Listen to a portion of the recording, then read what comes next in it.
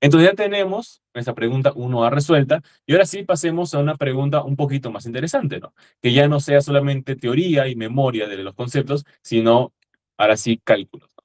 Y para eso tenemos la pregunta 1B, que nos dice, a ver, primero, reconocer que está dividida en dos, ¿no? B1 y B2. Entonces, vayamos a B1. Me dice, determinar la fórmula empírica y la fórmula molecular de la sustancia AA. Ok, nosotros ya hemos visto en clases anteriores cómo hallar fórmula empírica y fórmula molecular, ¿no? Es muy sencillo, solamente trabajamos con las composiciones porcentuales. Entonces, como nos están refiriendo a una sustancia AA, que todavía en esta pregunta no la mencionan, yo asumo que la mención a la sustancia AA va a estar en el párrafo que la antecede.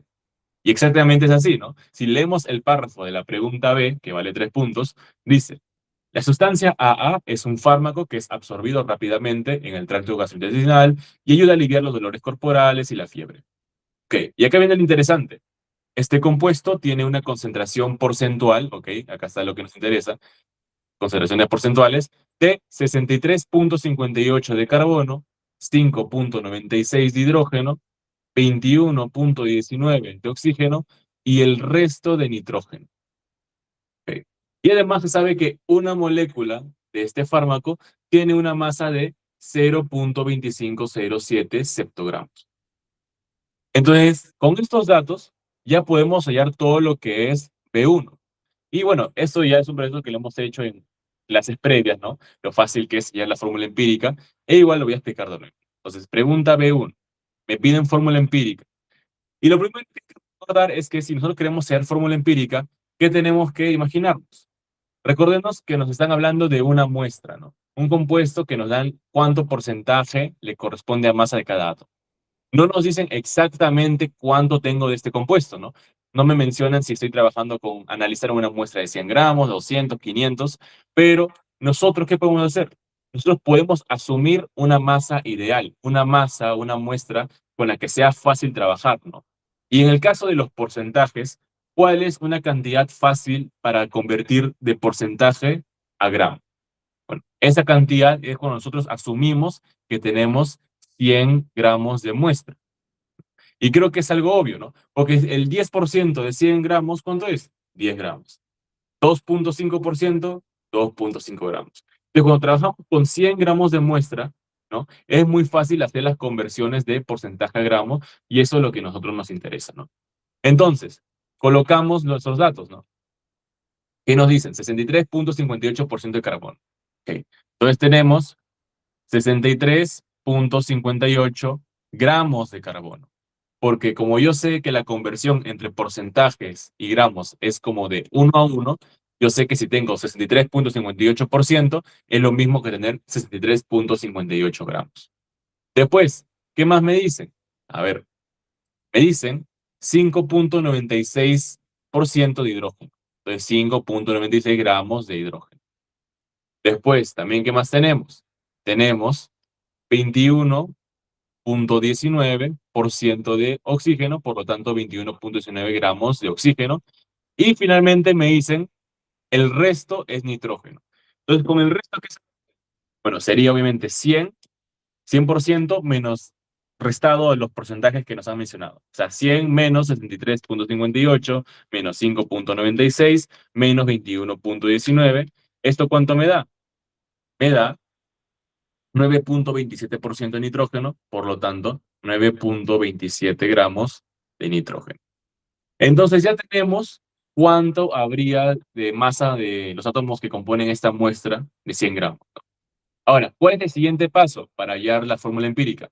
Bueno, una vez que nosotros tenemos, ya, logramos la masa que hay de cada uno de los átomos, tenemos que convertir esta masa a número de moles, ¿no? Entonces, ¿cómo convertimos eso? Pues fácilmente. ¿Cómo pasamos de masa a moles? Pues dividiendo la masa entre la masa molar del átomo. Y para este caso, por eso yo recorté esta tabla, ¿no? Que como recordarán, esta tabla estaba al final de toda la PC1 y me dicen lo que yo necesito saber, los pesos de los 4 átomos que me mencionan, ¿no? Entonces, el carbono me dicen que pesa 12, que es de los pesos más fáciles de recordar. Entonces, el número de moles, ¿cómo sería? 63,58 entre 12. 63,58 entre 12. ¿Cuánto es esto? Me da, acá está, 5.2983 moles de carbono. Entonces, ¿qué hicimos? Dividimos 63.58 entre 12, que es la masa del carbono, y me dio la cantidad de moles de carbono. Ahora, ¿qué falta? Lo del hidrógeno, ¿no? Y el hidrógeno es sencillo. 5.96, ¿cuánto pesa el hidrógeno? 1. Entonces, ¿cuánto sería? 5.96 moles de hidrógeno. Después, ¿qué más tenemos? Masa de oxígeno. Vemos que la masa atómica promedio del oxígeno, ¿cuánto es? 16. Entonces, 21.19 entre 16. ¿Eso cuánto me da? Me da 1.3244 moles de oxígeno. Y finalmente con el nitrógeno, 9.27 entre el peso del nitrógeno, que es 14. ¿Cuánto me da? Me da 0.662 moles de nitrógeno. Entonces ya hemos terminado de convertir las masas de los átomos a moles de los átomos. Entonces, una pregunta, chicos. ¿Hasta ahí todo se entiende? ¿Alguna duda? ¿Todo claro, claro? Vania, Javier, Ale, ¿me confirman? Gracias, Vania. Todo claro. Ah, listo, gracias, Alex. También, Javier, ¿todo bien?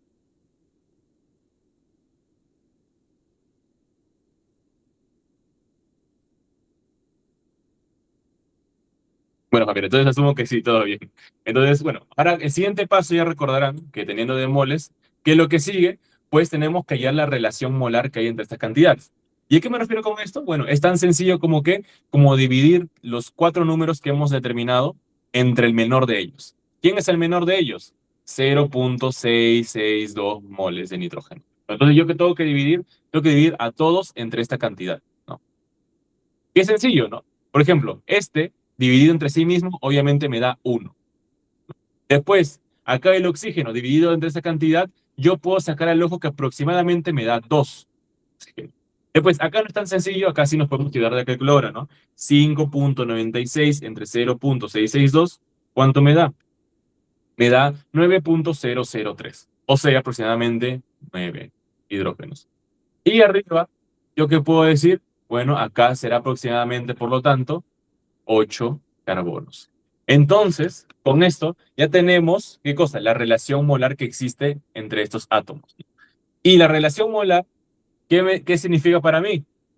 Estos valores se pueden utilizar para hallar la fórmula empírica, ¿no? Porque la fórmula empírica, ustedes recordarán, que me dice las proporciones que hay entre los átomos de una molécula, ¿no? O sea, no me dicen exactamente cuántos átomos, pero sí las proporciones. Entonces, mi fórmula empírica, ¿yo qué puedo decir?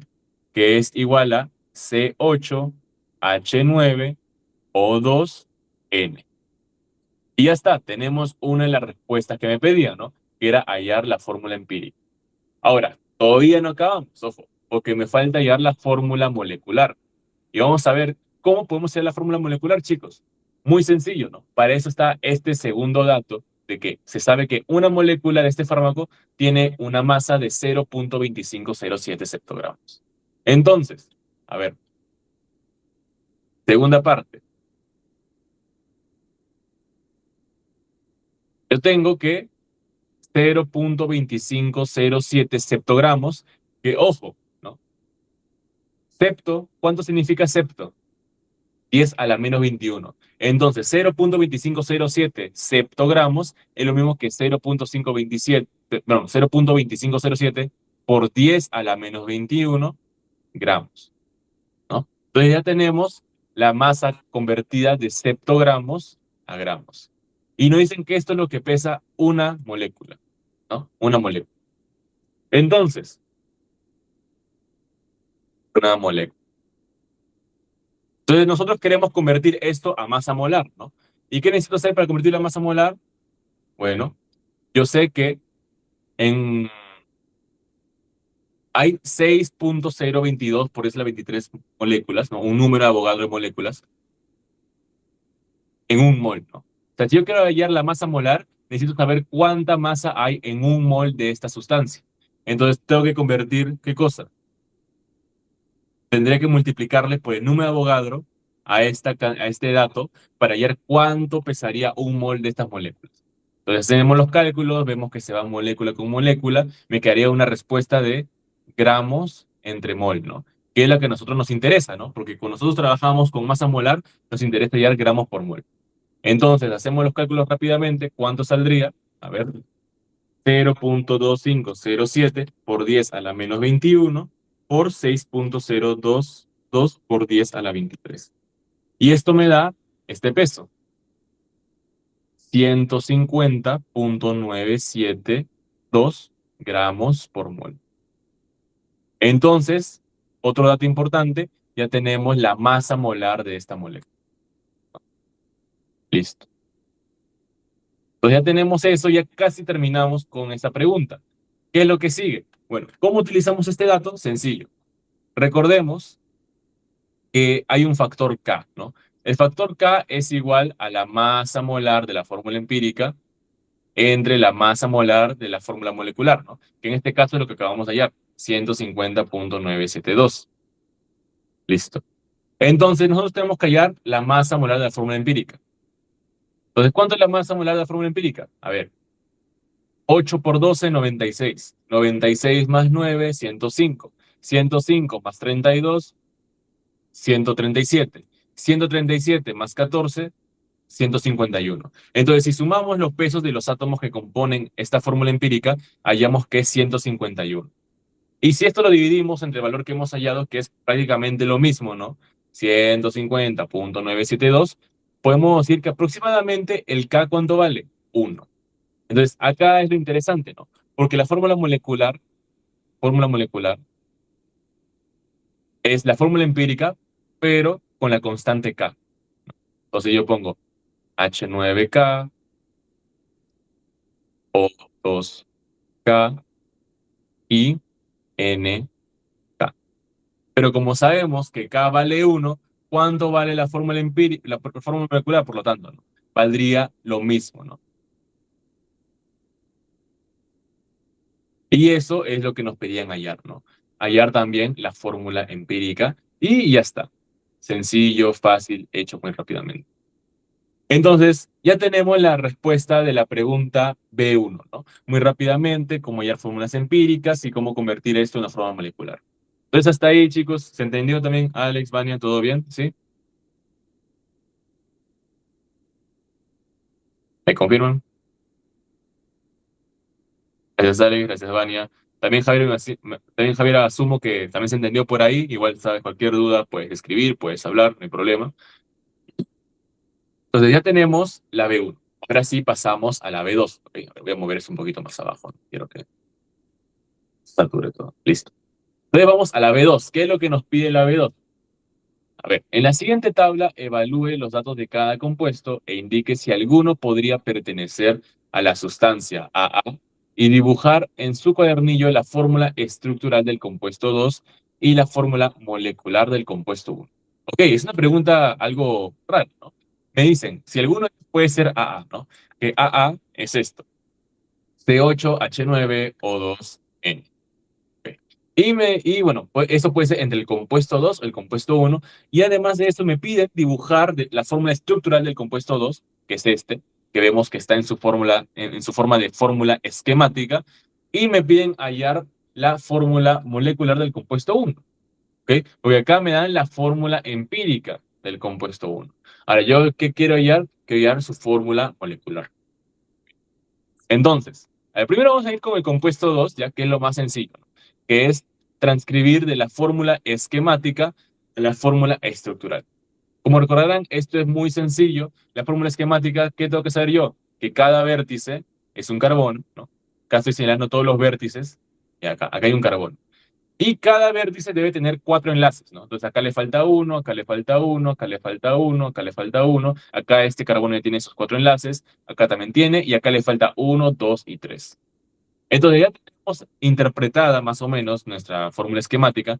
Incluso también podemos hallar el número de átomos que hay, ¿no? A ver, ¿cuántos carbonos hay acá? Uno, 2, 3, 4, 5, 6, 7, 8.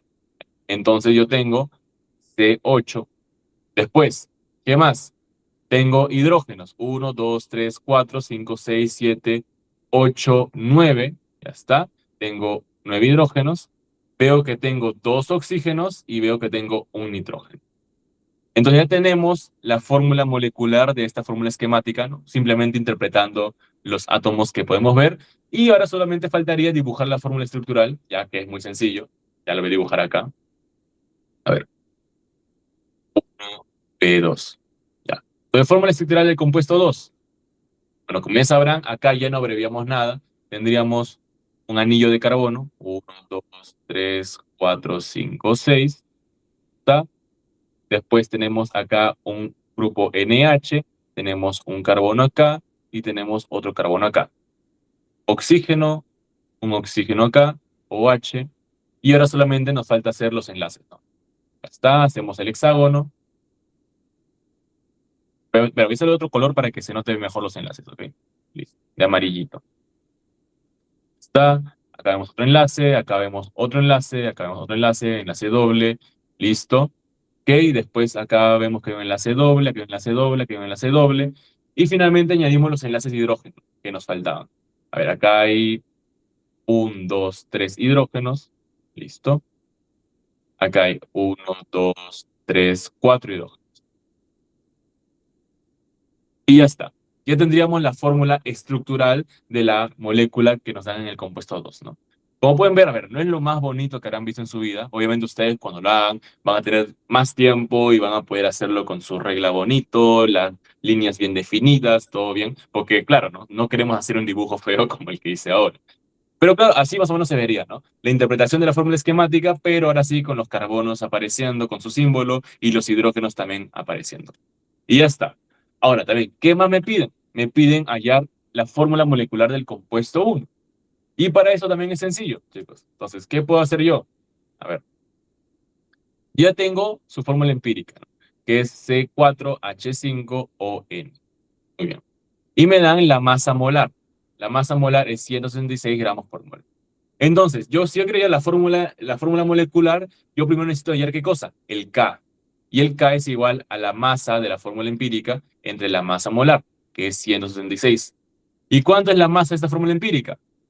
A ver, sencillo, ¿no? 4 por 12, 48. Más 5, 53. Más 16, 69.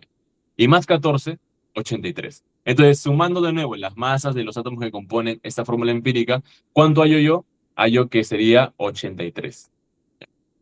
Y esto dividido entre 166, ¿cuánto me da? A ver, perdón, creo que hubo una pequeña inversión. Debe ser al revés. Eh, entonces, así. Obviamente el K no les puede salir fracción, o sea, no puede ser un medio. Entonces, perdonen mi pequeño error, es al revés, ¿no? Es la masa molar entre la masa de la fórmula empírica. Ahora sí. Igual creo que si se llegan a confundir en este caso, así como yo, se harían cuenta rápidamente, ¿no? O sea, me va a salir que un K, un medio, no tendría sentido, ¿no? Entonces, ¿qué tendrían que hacer? Invertir nada más. Ahora sí, una vez habiendo invertido y ya teniendo los valores, hallamos que K sería igual a 2. Y por lo tanto, la fórmula molecular, ¿cómo va a ser? Va a ser la fórmula empírica, pero con los subíndices multiplicados por 2. Entonces, fórmula molecular sería igual a C8H10O2N2. Y esto sería también una de las respuestas, ¿no? La fórmula molecular, ahora sí. Y ahora, ¿qué es lo último que nos pide esta pregunta? Ver si una de estos dos, el compuesto 1 o el compuesto 2, puede ser la sustancia AA. ¿Y cómo yo corroboro esto? Bueno, la sustancia AA tenía esta fórmula. C8H9O2N. Yo había visto que el compuesto 1 no tiene esa fórmula. Entonces, si tienen fórmulas distintas, ¿no? Obviamente no pueden ser el mismo compuesto, ¿no? Entonces, yo sé que el compuesto 1 no es. Ahora, el compuesto 2, recuerden que yo hice su interpretación de la fórmula esquemática a fórmula molecular y vimos que es exactamente igual al de la sustancia AA. Entonces, ¿yo qué puedo decir en mi respuesta? ¿No? Yo puedo decir que el compuesto 2 puede, ojo, puede ser la sustancia AA. ¿Y por qué digo puede? Porque si bien tienen la misma fórmula, no necesariamente son el mismo compuesto, ¿no? Podría ser un isómero. Pero claro, por eso te preguntan si podría ser. Entonces, en este caso, el compuesto 2 es el más factible que pueda ser la sustancia A, porque tienen la misma fórmula, ¿no? C8H9O2N. Y listo. Eso sería la pregunta B2. También 1.5 puntos, muy fáciles de conseguir, nada del otro mundo, chicos. Y ahora sí, pasemos a la pregunta C. Pero hasta ahora, ¿todo bien? ¿También se entendió, Alex, Vania? Todo claro. Gracias, Alex. También gracias, Vania. Y también espero que todo se entienda por ahí, Javier. Entonces, ahora sí, pasamos a la pregunta C, ¿ya? Porque miren, hasta ahora los problemas han estado sencillos. Han sido prácticamente lo que hemos visto en clases, ¿no? En clases pasadas, fórmula empírica, hallar fórmula molecular y todo eso. Y como pueden ver, sí, no es nada del otro mundo, no hay nada por qué temerle a la PC1. Con solo unas pequeñas clases de teoría y entendiendo bien los temas, vamos a ver que es mucho más sencillo de lo que alguien podría esperar. Entonces, a ver, permítame, voy a mover eso acá. Ya está. Entonces, vamos a la pregunta C. Me dice, uno de los suplementos más importantes que se recomienda consumir a las mujeres embarazadas es el ácido fólico, ok, C19H19N7O644, ok, es una fórmula muy grande ya, pero listo. Y nos dicen que pesa 441 gramos por mol, y nos dicen, su consumo es esencial para la formación del tubo neural del bebé, que posteriormente dará lugar al cerebro y la médula espinal. Una mujer embarazada consume al día una tableta de ácido fólico que contiene 1.11 por 10 a la 20 átomos de carbono 13, cuya abundancia relativa es 1.07%. Determine cuántos días le tomará a una mujer embarazada consumir en total 0.0123 libras de ácido fólico. Ok, suena una pregunta algo complicada, ¿no? O sea, ay, pero me dan abundancia, me dan átomos carbono 13, me dan la masa molar, me dicen cuántos va a demorar. Entonces, al final, ¿qué tenemos que entender nosotros, no? Que nosotros podemos hacer una relación entre los átomos de este isótopo en específico con el total de átomos de carbono que habría, ¿no? Y recordemos que cada molécula de ácido fólico tiene una determinada cantidad de átomos de carbono, ¿no? Por ejemplo, si yo hallo que tengo 57 átomos de carbono, yo sé que dividido esto entre 19 me va a dar que hay 3 moléculas de ácido fólico, ¿no? Y bueno, y así, ¿no? Yo tengo que hallar primero cuántos átomos de carbono hay en esa pastilla. Y a mí me da una cantidad similar, pero no necesariamente átomos de carbono, sino átomos del isótopo carbono 13, que tiene una abundancia de 1.07%. Entonces, ¿cómo trabajo eso? Sencillo, ¿no? Primero, un poquito más arriba, listo. Listo, así. 1.11 por 10 a la 20, ¿ya? Átomos de carbono 3. ¿Ya? Ahora, acá utilizamos un dato muy importante, que es el de la abundancia. ¿Qué me dice la abundancia? Si me dicen que es 1.07%, yo puedo decir que es lo mismo que por cada 100 átomos de carbono normal hay 1.07 isótopos de carbono 13, ¿no? Eso significa 1.07%. ¿Ya? Entonces ya tendríamos con eso rápidamente, ¿qué cosa? La cantidad de átomos de carbono normal. Entonces nosotros hallamos esto rápidamente, ¿no? 1.11 por 10 a la 20 entre 1.07 por 100. ¿Y esto cuánto me da? Me da 1.03738 por 10 a la 22 átomos de carbono normal, ¿no? Entonces ya sabemos hasta ahora cuántos átomos de carbono en general habría en esa pastilla. Ahora, ¿qué puedo hacer yo? Mi siguiente paso. Bueno, yo puedo convertir esto a moles, ¿no? 1.03738 por 10 a la 22. Y yo sé que en un mol hay 6.022 por 10 a la 23 átomos de carbono.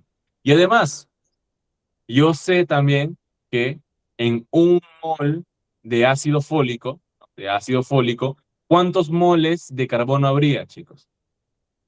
Para eso yo me guío de la fórmula molecular, que me dice que por cada molécula de ácido fólico hay 19 carbonos. Entonces yo sé que en un mol de ácido fólico va a haber 19 moles de carbono. Entonces hacemos eso, ¿no? Se va moles con moles, se va carbonos con carbonos. ¿Qué nos queda? 1.03738 por 10 a la 22 entre 38 por 10 a la 22, ahora sí, entre el número de Avogadro, 6.022 por 10 a la 23, y esto también dividido entre 19. ¿No? ¿Y esto cuánto me da en moles? Me da 0.000906665. 8. Ahí con harta precisión. ¿Qué cosa? Moles de ácido fólico. Entonces ya tenemos cuántos moles de ácido fólico había en esta pastilla que la mujer está consumiendo, ¿no? Y también, ¿qué podemos hacer nosotros? Podemos hallar cuánta masa representa esta cantidad de moles, ¿no? ¿Haciendo qué cosa? Multiplicándolo por su masa molar, ¿no? Que hay 441 gramos por cada mol de ácido fólico. Entonces, por 441, ¿cuánto me da? Me da 0.399836. ¿Qué cosa? Gramos de ácido fólico. Eso es lo que hay en cada pastilla, ¿no? Pero, ¿cuánto? Ahora, ¿qué es lo último que falta? Ya sabemos cuántos gramos de ácido fólico hay por pastilla que consume esta mujer. Tenemos que hallar, ya que nos dicen, ¿no? Una mujer consume al día una tableta. Entonces me dicen, ¿cuántos días le tomará a una mujer consumir en total 0.0123 libras de ácido fólico? Primero tenemos que convertir esta cantidad, que es libras, convertirlo a gramos, ¿no? Entonces, voy acá y convierto libras a gramos. 0.0123 libras. ¿Cuánto es libras a gramos? Bueno, para eso acá está este dato que nos daban, un poquito más arriba, que una libra es 453.6 gramos. 453.6 gramos. Entonces, por 453.6 gramos, ¿qué es lo que hay en una libra? Ya, hallamos eso, 0.0123 por 453.6 y hallo que esto es igual a 5.57928 gramos. Y ahora que tengo la cantidad de gramos que necesito de ácido fólico, ¿qué tengo que hallar? Los días, ¿no? Y esto fácilmente, ¿no? Porque yo sé que en un día la mujer consume ¿cuántos gramos de ácido fólico? 0.399836 gramos. Entonces, esta cantidad lo dividimos entre 0.399836. ¿Y cuánto nos da? Nos da 13.95 días. Que bueno, claro, no puedes tomar 13.95 días, ¿no? Tendrías que tomar una pastilla hasta el día 14, o sea, 14 días, para cumplir la dosis necesaria, ¿no? Entonces, por lo tanto, tu respuesta, ¿cuándo sería? 14 días. Y eso es lo que nos piden, ¿no? ¿Cuántos días tiene la mujer, tiene que tomar estas tabletas de ácido fólico? 14 días, ¿no? Y eso sería toda la pregunta C, que podría sonar que era un poquito complicada, pero como pueden ver, bastante directo, ¿no? Y dos puntos más fáciles para nosotros.